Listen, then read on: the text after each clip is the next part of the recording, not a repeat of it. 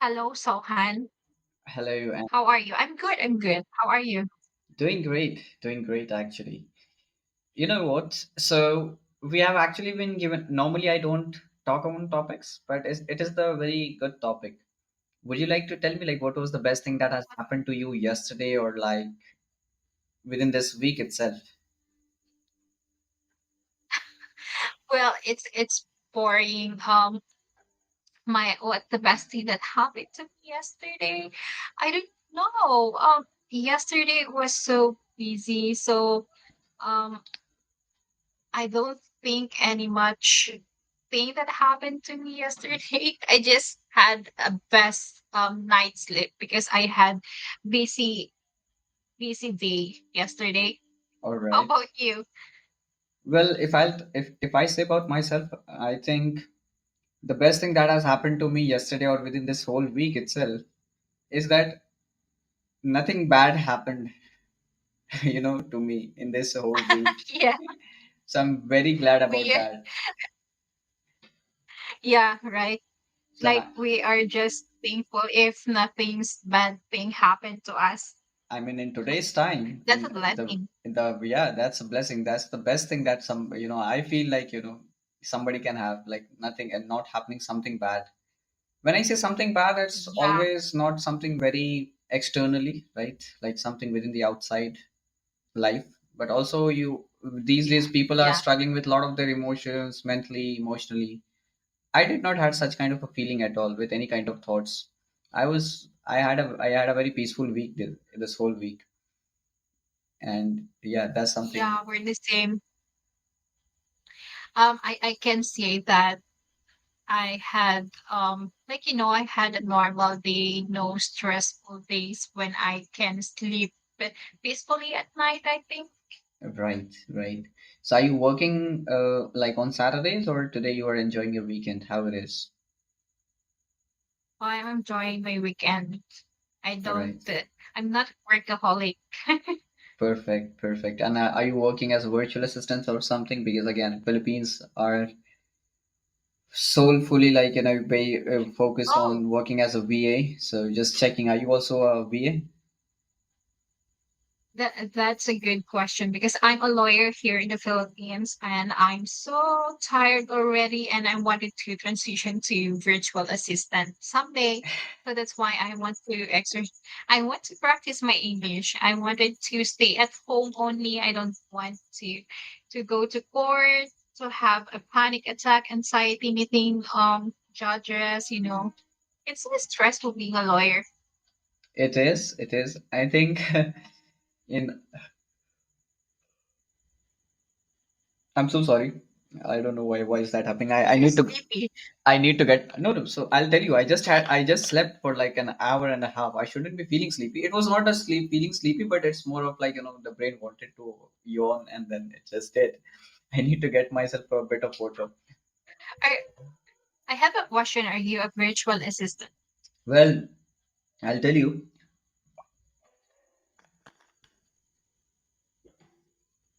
I'm so sorry for that. That I have been a virtual Yeah. assistant in the past. Okay. I have been a virtual assistant in the past, and then I started a very different career altogether into the e-commerce. But Oh yeah. very soon, I am about to start something related to the VA industry, and you can say that I have did all my research that I could have done from my knowledge and everything. And what I'm actually going to start is something that nobody has did in the internet, into the social media to that extent. Okay, everybody knows there is an Can you industry. share me? Yeah, I'll tell you. So everybody knows there is a specific industry called virtual assistance industry, right? I know that Uh-huh. there is an industry, but nobody is promoting it to that level. I mean, often see social media influencers saying that you can earn $10 per hour, like $21 per hour, like working as a virtual assistant. But and if there are any other influencers, they're trying to teach how to become a virtual assistant with their heavy courses. Yeah. But what I Yeah. ac- I know. what I would do is I would bring in what I'm planning to run is a podcast, okay, specifically based for virtual assistants. And what I understand is this is something nobody is doing it. I have tried looking it into the internet. Nobody is doing it. I mean, everybody in today's time wants to speak up, wants to speak up their story. What I felt is virtual Yeah. assistance is something is more of a back end warrior that never gets seen for the thing that are being done for an organization. So I want to create a platform. I want to create a channel on YouTube where the virtual assistants are able to share their stories, share their experiences, and all these things. Because in today's time as well, Oh, if you yeah. see, hiring a VA for a specific niche, there is no clear platform. Everybody's trying to show themselves the best. But until and unless you don't Mm-hmm. hire them and then you don't end up spending like a month or two, you wouldn't get to know what actually how their services are, right? So there's a lot of thing that needs to be done into the VA industry. And again, India, Philippine has took over the VA thing from India like 12, 12, 15 years back. If I talk about, right, India was a leading country in terms of BPO services and then VA services, and now it is the Philippines. You can say that I'm that one small Yes. spark of competition from our country, and then we'll Yeah. see if we are able to Yeah. compete and compete with you guys. So it's just a small start, but with a bigger vision for the future, and we'll see. I'm going to get it started. Is what my planning is. I'm looking forward to that. And I'm sending you a good luck. Absolutely, good luck has been received. I'll take it. I need a lot of good luck's wishes right now, so I'll take it. So you will cater or like you will have a podcast and your guests will only be Indian virtual assistant? Start like initially it will be only dedicated to Indian virtual assistants, and then it will be Yeah. like globally. Depend upon the responses, depend upon the responses, how I get the responses, and there's a depend upon the open platform feedback and everything. We'll get it started. Yeah. So yeah, right now we wanted to have a podcast also. I I didn't watch um podcast about virtual assistant because there is no podcast for that. Yes, there Right isn't. now in TikTok, but right now in TikTok there are a lot of people who do live. They're doing live and shared their experiences. Right. So I'll tell you, Anne, that I'm planning this for a long term, not for like getting viral like within 6 months or 1 year or something. And I don't want millions of views or anything like that. I mean, I want these specific people who for from that industry, and then I'm not looking to be, like opening a YouTube channel and become a YouTuber. No, I'm not expecting that. If I become one, good. I'll definitely would like to be a YouTuber, but I want to make a business out of it. I'm a business minded guy. I'll make a business out of it, is what I know. So that is the thing. And I have always believed Yeah, I think in the golden framework.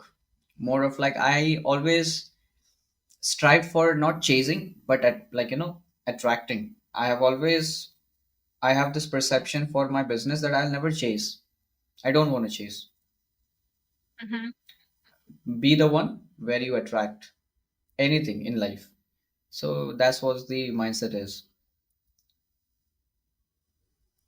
Can you share me about the challenges that you faced during the time that you are virtual assistant?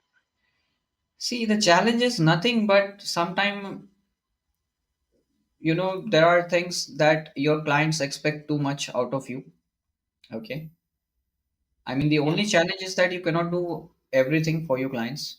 So your client has to be matured enough to understand your limitations. I mean, my client used to expect from me too much. And I think you need to see me as a person, not as a machine. Okay. So that's the thing overall. Yeah. You just don't have to Yeah. squeeze everything because you're paying me these many dollars per hour. That doesn't mean that you will just squeeze every penny out of it. So that is something I had a hard time, because again, my client that I was working for was from, he was an Iranian like citizen, but was like got the citizenship in the US. So I can understand the mindset, because I've also worked then with the US people, wherein they have got very good work culture. They value people. Okay, they won't mess up with your emotions. They're very open minded. They understand things. They have very patience. So working with right clients matters. If you just run after the money, I think Yeah. for me, quality over quantity matters. I don't want 10, 50 clients. I want like probably like 10 clients, but those are like good clients, are ready to stay long term, and are open enough to understand how the business runs. So that's the thing. Yeah. Well, yeah, the people tend to see virtual assistants like an easy job, but they don't see the real work. They thought that it's not a real work, but being virtual assistant is like a hard job, right? It is, I won't say hard, but again, it is something not even easy. I mean, the way in the social media Yeah. people have showed it, this is where the wrong perspective has been, set. That being a virtual assistant is very easy, it is an easy side hustle, easy money. No, it isn't. It is a very conscious career. I mean, we need to look up to the Philippines, like your country. I mean, you as a lawyer in India, for somebody to become a lawyer and then an advocate, okay, who actually has the permission to practice the law, it takes 9 to 10 years of a career, of a journey to become a lawyer and then an advocate and then what not, right? So you as a lawyer, you are saying a very bold statement that you are thinking to actually get off from a lawyer career and then start as a VA. That's a very bold statement to say for somebody who has spent so much of his of her life becoming a lawyer, and now saying that I want to become a VA. So it is not a very easy thing to do. And now also on top of that, we need to understand that Philippines as a country, I think, I don't know about the other things, but exact mostly 90% of the Philippines that I come across in the internet are working as a VA. I think as a VA industry, it is contributing a lot to the Philippines economy. The VA industry is contributing a lot in terms of the economical growth of this country. So we, India, as a population of 1.5 billion countries, what I feel is if I'm able to get the basics good, first the language has to be improved of the people of our country. Okay, Yeah. we get the language improved, and then we get the basic work culture improved, and we are never out of people. I mean, we can be the leading country in any other industry I can talk about. So I want to be the one who shares my business knowledge and everything into the VA industry because I love it. And yeah, that is what my Mhm. point is. And it's a very Yeah, serious I get job. it. It's a very serious thing. It's not a side hustle kind of a thing Yeah. where you can make easy money. It requires dedication, ethics, all the things. Yeah, I can say that it's a serious job because it is a full-time job. There are a lot Right. of full-time VA job. Yeah, most Exactly. especially in legal industry. That's why I wanted to transition because well the pay is really good. But Right. aside from that, aside from them, it's a real job. Like you will do the task that a native citizen or a Right. citizen in the US task. Exactly. But it's a work. So I needed to think carefully if I really wanted to work in US as as as a Right. paralegal. I wanted to become a paralegal.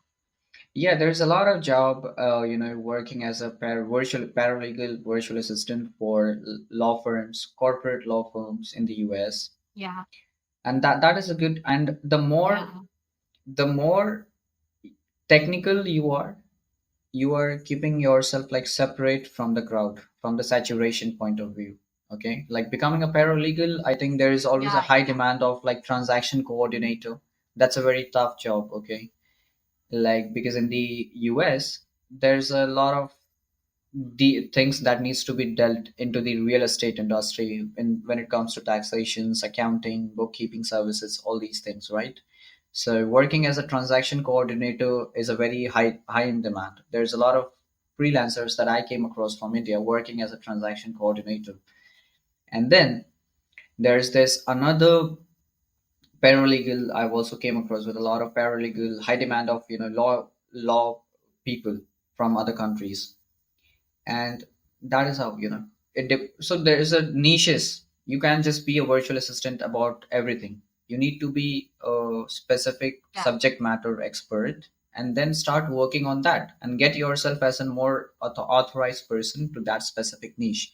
The more you are specific, the more you are able to see the growth. Yeah, I observed that because there are a lot of niche that are saturated here in the Philippines, and a lot of Filipino VAs or aspiring VAs are having difficulty to land to land a client or to find a client in US because I think Right. it's saturated. They always took a courses from someone who only do a general virtual assistant, and I think Exactly. that's something that is wrong here in the Philippines. Exactly. Well, there's a lot of things, and I think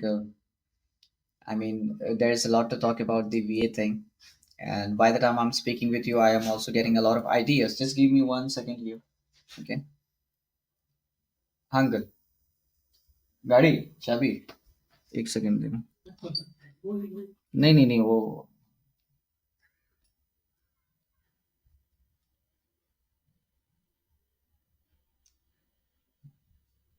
हाँ हाँ ठीक है ठीक. हाँ हाँ, हमको लगा पलक दीदी आई है. हम आपको नहीं देगा. हमको लगा पलक दीदी आई है. Sorry for that, and I'm very sorry for that. It was actually my dad who wanted the keys Worries. for the bike. Yeah. Anyways, you tell me why actually you wanted to become a VA instead of a lawyer? Because in India, everybody wants to become a lawyer because there's a lot of money into the law being a lawyer. Only somebody would say such a bold statement wanting to become a VA instead of a lawyer, like a lawyer wanting to be a VA, because that person wants to live a life with total honesty. And when you are honest and when you are honestly working, and if you're not being rewarded to that level, that is when the person wants to move out of that industry or that profession. Because in our country, being a lawyer is one of the highest paid profession in India. Okay. Really? It is. And I think there I think there is a misconception about being a lawyer. Being a lawyer is rich or having a lot of money or they receive a lot of salary. I don't think that's true. That's the greatest misconception, I think. Because here in the Philippines, if you are not working to if you are working to a law firm, I can say that you will receive a lot of a big salary.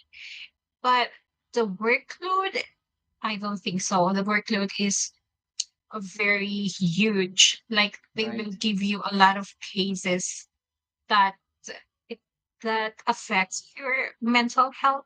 right, right. And yeah, being but being a lawyer here, being Mm-hmm. in a legal industry profession, it's really a valuable profession here, and they see it like a big person, you know. Right, obviously. But I realized recently I realized recently that I think lawyer is not for me Right, because I really I go home. There are times that I go home that I'm crying, I'm tired.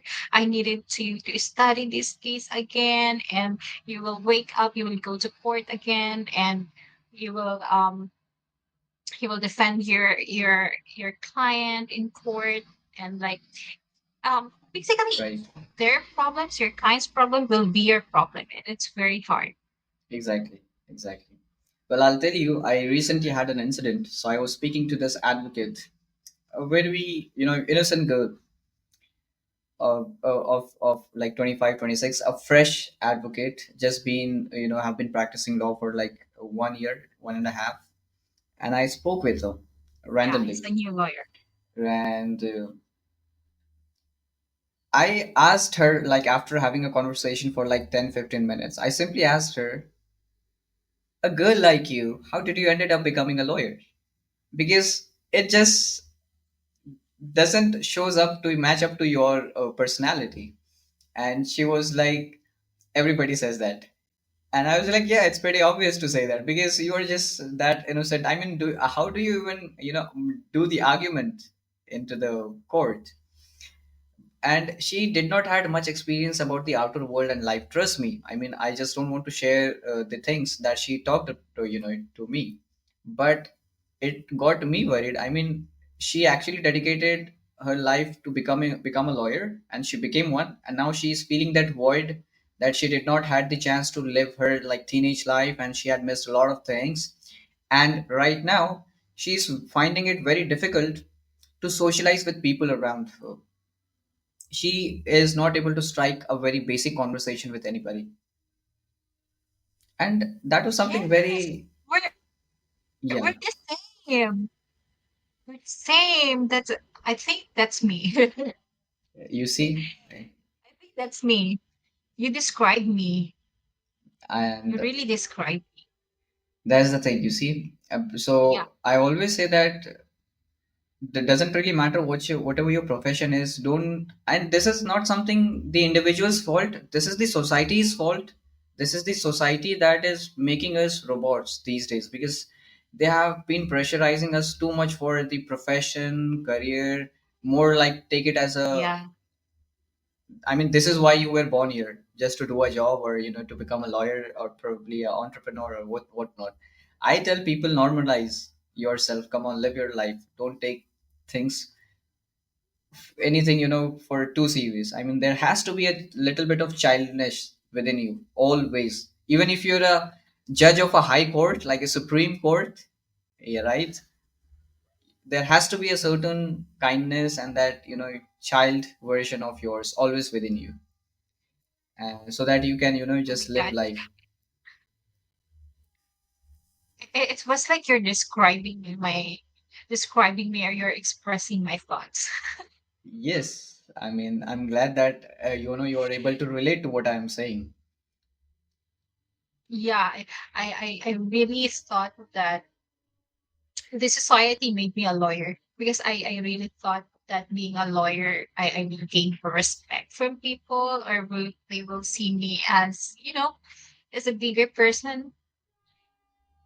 I'll tell you, I think this was the same case with me. I actually wanted to prove something to people around me because I was not always a very bright student. Long story short, within 10 seconds, I have got all the respect that I actually wanted to get in my life. Now I am actually bored, and that is why I chill with my life. So I would ask you to do the same. Enjoy your life. Bye bye.